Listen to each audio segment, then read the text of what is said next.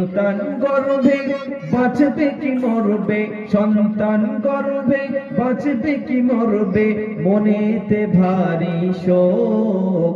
দেখে ওরা ইউটিউব আর ফেসবুক, দেখে ওরা ইউটিউব আর ফেসবুক। আগেকার মা বোনেরা কি করতেন? আগেকার মা বোনেদের পেটে এলে সন্তান, প্রাণের ভয়ে পড়তো তারা আল্লাহরই কোরআন। ওগো আগেকার মা বোনেদের পেটে এলে সন্তান, প্রাণের ভয়ে পড়তো তারা আল্লাহরই কোরআন।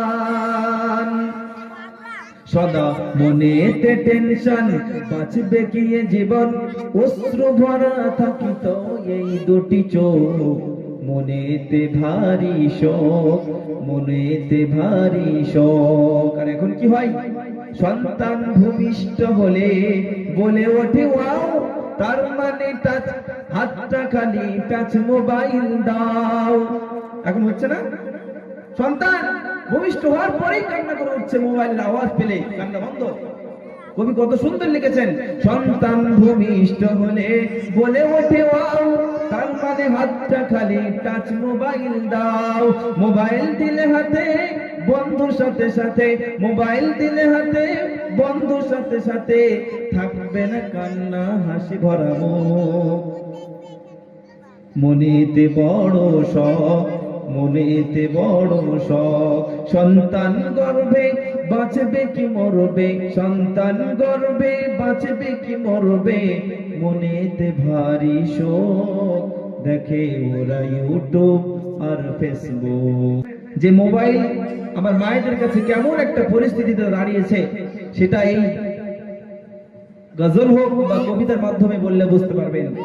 কবি বলছেন, সন্তান গর্ভে বাঁচবে কি মরবে, ও সন্তান গর্ভে বাঁচবে কি মরবে, মনেতে ভারী শোক।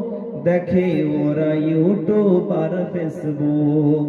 সন্তান গর্ভে আছে, আমরা পড়েছি কাদের জিলানী রহমাতুল্লাহ আলাইহির ঘটনা, তারা আব্বাজির ঘটনা, যে 17 পারা পবিত্র ঐশী কালাম কালামুল্লাহ শরীফের হিফজ হয়ে দুনিয়াতে এসেছে।